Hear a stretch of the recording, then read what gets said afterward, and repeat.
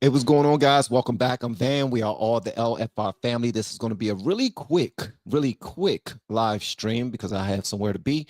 But I want to show y'all something real quick. So, two things. This young man brilliantly breaks down the bill that they're trying to hurry up and pass through by today. And I don't want to date this video, but today is December 20th. They have to pass it by today, or the government will be shut down. But before we play this, I want to show y'all this video right here of Representative Rosa DeLauro, a Democrat, who has a meltdown, and watch what she calls Elon Musk. Hit the like button, guys. That's the only price of admission for our live streams. Also, consider purchasing me a coffee in the descriptions below. Let's get it. Read on a bill. And you know what? They got scared because President Musk told them, President Musk said, don't do it. Don't do it. Shut the government down. Imagine. What does he know about what people go through is when the government shuts down? Are his employees furloughed? Hell no. Is he furloughed? No. And when you shut the government down, people don't get paid. And maybe if none of us got paid if the government shut down, some people on the other side of the aisle would feel differently about where we're going in this effort. We had an agreement. But you know, this is not different from what we've experienced over the last year and a half or so. Think about it. Biden, McCarthy, deal. Come together. Next day, walk away. Johnson, Schumer, deal. Next day, walk away. And now this deal, walk away from it. Who do we trust in this body? And above all, can the American people trust us? The answer is no, the American people do not trust you. And that's why we are thankful for President Trump putting Elon Musk and Vivek Ramaswamy in place to keep you idiots in line. They want us to hurry up and swallow the medicine. They don't even want us to read the back of it. They don't want us to read what can possibly happen to our lives. We can lose a limb. We can lose our minds. Our eyeball could fall out. They don't want us to read it. Just take the medicine, take the medicine, take the medicine. That's exactly what they want. I want y'all to see how this young man brilliantly breaks down this bill. Guys, I'm not going to interrupt it. I'm just going to play it through. But this young man killed it. This is the best explanation of the bill that I've seen. And it's unfortunate that he has not been elected into office. But it's always us, the people that got a voice now. Listen to what this guy says. Hit that like button, guys. Make sure you share this with everyone, because I already imagine this right here is going to go crazy on the internet. It already has on X because Elon shared it as well. Let's get it. And did y'all see how she called Elon President Musk? Divide and conquer is already in place. They are trying to tear apart Trump and Elon. They are trying to attack Trump's ego by always calling Elon president, or saying that Trump is his puppet. Those type of things. Don't let them play with your minds, guys. Listen to what this young man says. I'm not going to interrupt it. Hit that like button. Let's get into it. Congress failed to pass a budget bill, and it looks like we might be heading for a government shutdown. And in large part, this is due to the influence of Elon Musk. Now, depending on how you feel about Elon, you might view this as a positive or a negative thing. And in this video, I'm going to give you comprehensive context on what exactly is going on. And I'm also going to offer you my perspective on the influence of Elon, billionaires more generally, and the legislative process. First, here are the facts. Every year, Congress has from about February until October 1st to pass a bill for the following year. So this year in 2024, they were forming the budget for 2025. However, if they miss that October 1st deadline, then they form what's called a CR bill, or continuing resolution bill. That bill is meant to be a temporary measure that maintains the prior year's levels of funding in order to prevent a government shutdown. And they need to pass that bill before December 20th, when all the Congress people go home for Christmas, in order to ensure that the government doesn't shut down. Now, the concept of a government shutdown sounds bad, but it's pretty common. There have been 21 government shutdowns in the last 50 years. And even during a government shutdown, essential services are still maintained, like the operation of our military or Social Security. So in this case, the CR bill typically would have just mimicked 2024 levels of funding for 2025. However, there's several things that make this year unique. First is its length. It's 1,547 pages long, and only 8 of them are actually CR bill.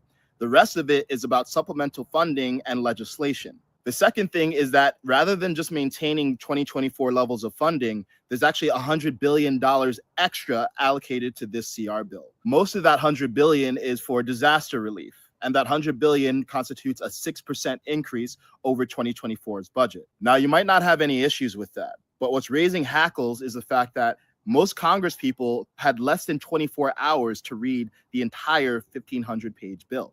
Most Congress people were given the bill on December 17th and expected to vote on it less than 24 hours later on December 18th. This is because both Democratic and Republican leadership in the House formed the bill, but that process wasn't transparent to the rest of the Congress people. On top of all that, there were specific provisions in the bill that many people objected to. Like, for example, the fact that it gave a pay increase to members of Congress. Now, it's worth noting that the pay increase is relatively modest, around 3%, and it's a cost of living increase. That said, many people objected to the fact that Congress people would be giving themselves a pay increase at all, given the state of the country and the fact that many people are struggling to get their bills paid. There's also the fact that the bill would allow Congress people to be exempt from Obamacare, even though the average American is not. Or the fact that the bill allocates funding for the Global Engagement Center, which many people have critiqued as a propaganda instrument and censorship instrument that has been used against the American people and now is getting even more funding. Now, I think it's fair to say that under normal circumstances, the vast majority of Americans would not have any idea what a CR bill is, or the fact that it's being passed, or the fact that it's 1,500 pages and Congress people are given less than 24 hours to read it. But what's unprecedented about this is that Elon Musk heard about it and started posting a lot about the whole situation on X. Because Elon has such a huge following, that caused many people to get into an uproar. And it caused many people to start pressuring their Congress people and calling their Congress people to have the CR bill not passed. And for the record, I called Representative Mike Johnson, who is the leader of the Republicans in the House, to express my personal disapproval for the manner in which the CR bill is being passed. And if you feel the same, I recommend that you take action by calling his office too. What Elon and many people were objecting to is the manner in which the CR bill was being passed, the contents of the CR bill, and the timeline for the CR bill being passed as well. And the CR bill did have bipartisan support from leadership of the Democrats and the Republican Party. Now, that leadership has argued that this is a bipartisan bill, and the $100 billion extra is needed for disaster relief that the American people have wanted for months. But I would argue, if that's the case, pass disaster relief as a separate bill, rather than making it part of a 1,500-page behemoth that none of you are even actually reading. And regardless, this is just a fundamentally broken process. We have politicians using money that is not theirs to give themselves pay raises and paying for things that they haven't even read using our money on things that we can't afford. Now, some people have objected to Elon Musk's influence, particularly Democrats. And to that, I'd respond with 3 things. One, on the partisan angle, there's actually a 2-to-1 ratio of Democratic donors to Republican donors who are billionaires. In fact, in the 2024 election, the Kamala campaign had $1 billion that they spent, whereas the Trump campaign had $400 million. But partisanship aside, Elon is actually quite unique in that we can actually see the influence that he's having in large part. Because in this particular case, his influence was simply using his voice and amplifying it to his large audience. And in reality, it was not just Elon saying that he opposes this, it was the people agreeing that they also oppose the CR process as well.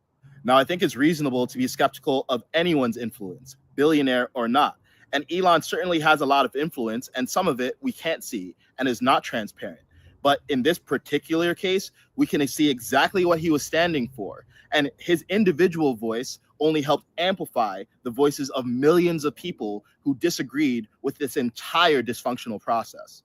Now, on the flip side, do we get to see any of the influence of George Soros or Bill Gates or many of these Democratic mega donors or Republican mega donors for that matter on the democratic process.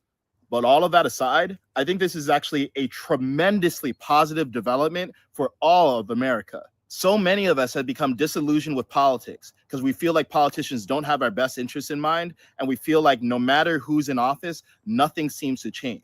But what's changed this time is that we have a degree of transparency and a public square in X where we can actually speak up and we can actually be listened to if enough of us actually exercise our power as a people. I mean, look at what happened. Elon Musk lit his watchtower, and then the rest of us did as well.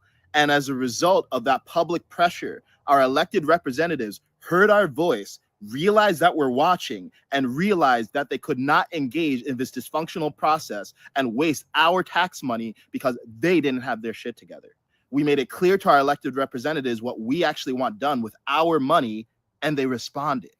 I mean, if that's not democratic principles in action, I don't know what is. The reason we felt so disempowered about American politics for so long is because for so long, the government has operated in secrecy.